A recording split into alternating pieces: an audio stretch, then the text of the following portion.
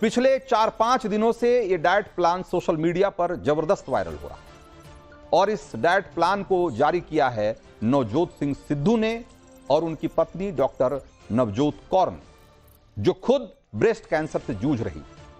और सिद्धू ने बाकायदा एक प्रेस कॉन्फ्रेंस करके दावा किया था कि इस डाइट प्लान को फॉलो करके उनकी पत्नी ने 4th स्टेज कैंसर को मात दे दी। इस डाइट चार्ट के सामने आने के बाद एक बड़ी बहस छिड़ गई, जिसमें टाटा मेमोरियल हॉस्पिटल से लेकर मेडिकल साइंस के बड़े बड़े धुरंधर और आयुर्वेद और नेचुरोपैथी के जानकार से लेकर आम आदमी तक सब कूद पड़े। सवाल यह है कि क्या वाकई सिर्फ अपने खान पान में बदलाव लाकर आप कैंसर को हरा सकते हैं? आज इस सवाल की जड़ तक पहुंचने की कोशिश करेंगे, लेकिन उससे पहले जरा यह समझ लीजिए कि सिद्धू ने क्या कहा और जो कहा वो क्यों महत्वपूर्ण है। वो जरा एक बार सिद्धू का बयान भी सुनाते हैं और उसके बाद उस डाइट चार्ट की तरफ भी चलेंगे। सवेरे उठते ही सबसे पहली चीज जो हमने फोकस की कि कैंसर को अगर गैप दो खाने में, शुगर नहीं दो, कार्बोहाइड्रेट्स नहीं दो रोटी, तो कैंसर के सेल खुद ब खुद मरने लग जाते। तो शाम होने से पहले खाना खाया 6-6:30 और सवेरे अगले दिन 10 बजे स्टार्टेड द डे विद नींबू पानी, वार्म वाटर विद नींबू, उसके साथ कच्ची हल्दी, उसके साथ एक लहसुन और सेब का सिरका। उसके आधा घंटा बाद 10-12 नीम के पत्ते, और इसमें कोई पैसे नहीं लगते हैं। सीरियसली मैं सबको बोलना चाहता हूं कि ये ग्रेड 4 स्टेज 4 से ये 40 दिन में वापस आ गई थी। उसके बाद 10-12 नीम के पत्ते, तुलसी, नीम के पत्ते, तुलसी से ग्रीन ब्लड कहते हैं। तो ये सिद्धू के बयान का एक हिस्सा है। उन्होंने जिस डाइट प्लान की बात की है उसको मैं विस्तार से आपके सामने रखूंगा, लेकिन जो सिद्धू ने बात जो कही और उसके मुताबिक जो उन्होंने कहा कि उनकी पत्नी नवजोत कौर को जो कैंसर था उसके बारे में क्या महत्वपूर्ण बात कही और उनकी बात क्यों महत्वपूर्ण है, उसको जरा समझने की कोशिश करें। सिद्धू ने कहा कि उनकी पत्नी नवजोत कौर को 4th स्टेज यानी कि लास्ट स्टेज का कैंसर था, जो कि मेटास्टैटिक हो चुका था। मेटास्टैटिक क्या होता है? कैंसर में मेटास्टेसिया वो फेज है जिसमें पहुंच जाने के बाद कैंसर लोकलाइज्ड नहीं रह जाता, यानी कैंसर के सेल्स शरीर के उसी हिस्से तक सीमित नहीं रहते जहां वो पैदा होते। यानी कि अगर किसी को लंग कैंसर है तो जो कैंसर का सेल है या जो कैंसर का ट्यूमर है वो सिर्फ लंग तक ही सीमित नहीं रहेगा, वो शरीर के दूसरे हिस्सों में भी फैल जाएगा। सो चाहे कैंसर किसी भी तरह का हो, अगर वो 4th स्टेज में चला गया यानी कि लास्ट स्टेज में चला गया, जिसको मेटास्टैटिक स्टेज भी बोलते हैं, तो मेटास्टेसिया में जाने के बाद कैंसर का नेचर स्प्रेडिंग हो जाता है, पूरे शरीर में फैलने लगता है। और डॉक्टर मानते हैं कि इस स्टेज में पहुंच जाने पर कैंसर को रोक पाना मुश्किल होता है और मरीज की जान बचने की संभावना भी नहीं के बराबर होती है। सिद्धू के मुताबिक नवजोत कौर का ब्रेस्ट कैंसर इसी स्टेज में, और सिद्धू के मुताबिक वो आज पूरी तरह से कैंसर मुक्त है। ये चमत्कार कैसे हुआ, इसको लेकर सिद्धू ने जिस डाइट चार्ट का जिक्र किया, जरा एक नजर उसको देख लीजिए और उसके बाद मैं आपको बताऊंगा कि इस डाइट प्लान को लेकर क्यों चर्चा हो रही है और क्या क्या बहस हो रही है। जरा एक बार नजर डालिए।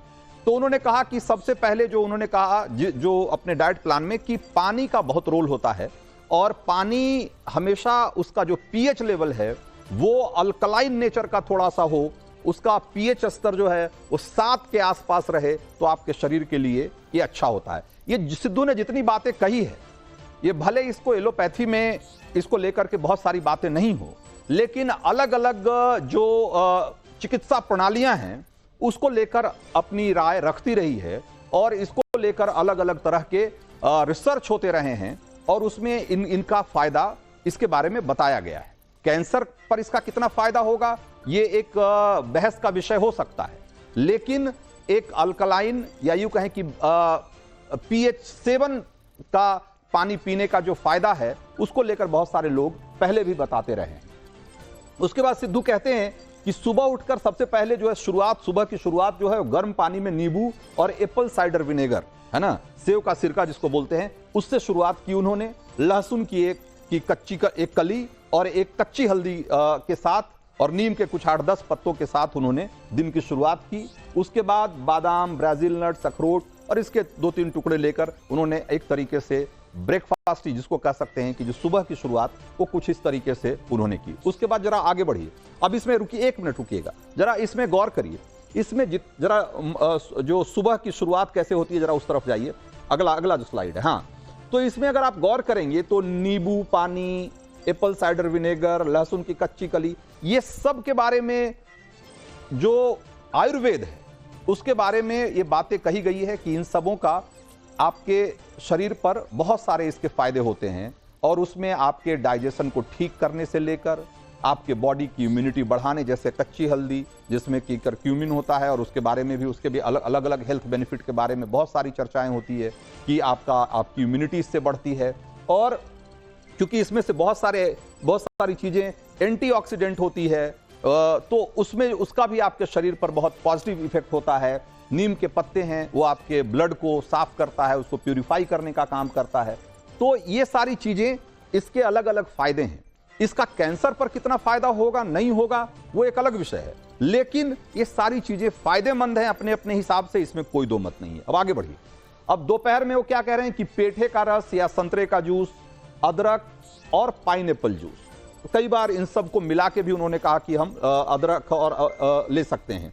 तो ये पेठे का रस और ये सारी चीजें जो है, अगेन इसके बारे में आपने सुना होगा कि आयुर्वेद में, नेचुरोपैथी में इस तरह के डाइट का अपना एक फायदा बताया गया है, जो कि बताता है कि कैसे आपके शरीर पर जो है ये इन सब चीजों का एक बहुत ही पॉजिटिव असर होता है। जिस तरह से आप देखिए, दिन में उन्होंने और कहा, क्या कहा, इलायची, तुलसी, अदरक, दालचीनी का काढ़ा। अब ये सारी चीजें, ये भारतीय मसाले हैं और जड़ी बूटी है जिसका कि आपके शरीर पे पॉजिटिव असर होता है, इसको लेकर के आयुर्वेद में बताया गया है। उसी ढंग से फलों में शहतूत, ब्लैकबेरी, स्ट्रॉबेरी, अनार, जो कि एंटीऑक्सीडेंट से भरे हुए हैं और बहुत सारे हेल्थ बेनिफिट वाले ये सारे फल हैं और ये सब मसाले हैं। तो ऐसा भोजन जिसमें कि ज्यादा कार्बोहाइड्रेट हो, ज्यादा शुगर हो, उसकी बजाय लो कार्ब डाइट, जिसको कहें कि जिसमें कार्बोहाइड्रेट कम हो और जिसमें कि मेडिसिनल वैल्यू जिसकी ज्यादा हो, औषधीय गुण जिसमें ज्यादा हो, उसका इस्तेमाल करने का आपके शरीर पे पॉजिटिव असर पड़ेगा, इसमें कोई दो मत नहीं है। अब आगे बढ़िए। उसके अलावा उन्होंने ये भी कहा कि स्नैक्स में सेंधा नमक के साथ रोस्ट किए हुए मखाने, आप जानते हैं कि कैल्शियम और बहुत सारे दूसरे हेल्थ बेनिफिट से भरपूर होते हैं। और इस तरह की उन्होंने कहा कि हेल्दी फैट के लिए आप एवोकाडो, जो कि एक खास तरह की सब्जी होती है जो कि इंडिया में नहीं होती, ज्यादातर इंपोर्ट की जाती है, नारियल की मलाई, इसका भी उन्होंने खास तौर पे जिक्र किया है। और उसके अलावा इंटरमिटेंट फास्टिंग की बात उन्होंने कही है। अब जो इंटरमिटेंट फास्टिंग है, यानी कि इंटरमिटेंट फास्टिंग का मतलब कि अगर आप शाम में 6 बजे आज खाना खाते हैं तो अगले दिन 9 बजे 10 बजे आप खाना खाएंगे, यानी कि 15 से 16 घंटे 17 घंटे के बीच की फास्टिंग हो जाती है, आप खाली पेट रहते हैं और इससे आपके शरीर को कई तरह के फायदे होते हैं। इसको लेकर के भी अलग अलग रिसर्च हुए हैं और उसके बहुत सारे फायदे के बारे में पहले से बताया जा चुका है, जिसमें कि ये बातें भी शामिल है कि अगर आप इंटरमिटेंट फास्टिंग करते हैं तो आपके डाइजेशन सिस्टम को बहुत उसका फायदा होता है और आपका डाइजेस्टिव सिस्टम बेहतर तरीके से काम करता है, उसको रीसेट करने का मौका मिलता है और आपके पूरा जो मेटाबॉलिज्म है वो दुरुस्त होता है। इसको लेकर के एक और जो इंपॉर्टेंट बात है कि 2016 में योशिनोरी ओसुमी, जो कि एक मेडिकल साइंटिस्ट थे, उनको नोबेल प्राइज मिला था उनकी एक खास खोज के लिए, जिसको कि ऑटोफेजी कहा जाता है। और ऑटोफेजी क्या होता है कि वो एक तरह की नेचुरल प्रक्रिया है शरीर की, जिसमें कि शरीर अपने ही सेल्स को रिसाइकल करता है, खुद से उसको ईटिंग्स, मतलब आप खुद से उसको खा जाता है और इस तरीके से उसके कंपोनेंट का इस्तेमाल करता है कि वो आपके शरीर के लिए जो बेनिफिशियल भी होता है और ऊर्जा और जरूरी कंपोनेंट के लिए उसको इस्तेमाल कर लिया जाता है। तो जो सेल डैमेज हो गए या जो सेल बहुत काम के नहीं हैं, उनको एक तरीके से रिसाइकल कर देना। और इसकी और जो ओसुमी की जो रिसर्च थी उसमें उन्होंने दावा किया था, उन्होंने कहा था कि इंटरमिटेंट फास्टिंग के जरिए इस प्रक्रिया को ट्रिगर किया जा सकता है, मतलब ऑटोफेजी को ट्रिगर किया जा सकता है, उसकी शुरुआत की जा सकती है। और सिद्धू का दावा है कि जो कैंसर सेल्स हैं वो लो कार्ब डाइट और इंटरमिटेंट फास्टिंग और इस तरह के मेडिसिनल वैल्यू वाले डाइट प्लान की वजह से उन्होंने कैंसर को हरा दिया।